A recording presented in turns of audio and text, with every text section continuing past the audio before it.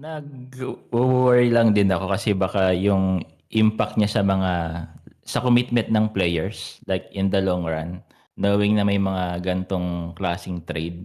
'Di ba may mga memes nga na si Luka nga nati-trade, ikaw pa kaya na parang ordinaryong empleyado, ganyan. So parang like yung overall impact sa mga players niyan, 'di ba? Kung yung competitiveness nila baka maapektuhan din, kasi yun nga sobrang ano na pala, transactional, business na pala, eh. Hindi na siya ano, align sa pagiging ano, yung team versus team na, parang gano'n. Parang naging ano Mm. 'to, no, parang medyo wake up call sa mga players, 'no? Kasi 'di ba all about player empowerment, parang lagi yung mga superstar lahat ng power over the team nasa kanila, 'di ba?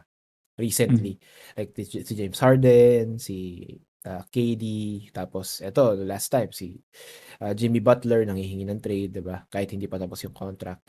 So ngayon, okay, hindi pa tapos yung contract mo, tsugi ka, te-trade kita, 'di ba? Parang ganun na yung Hmm. nangyari, naging wake up call na at the end of the day, ang may power pa rin is yung organization. Kasi eto si Luka, ang laki ng nawala sa kanya. Kasi dapat Hmm. eligible na siya to sign for a supermax deal. Parang Max 350 contract. million. Oo, 350 million dapat. Dahil tinrade siya, hindi na siya eligible for supermax. Max na lang, Mhm. max contract na lang. Parang ang nawala sa kanya is 145 million because Ang of the laki nun. trade. Ang laki nun, bro. Okey. Kahit Puwede Mhm. rin nakakatawa lang nating din. sabihing ano,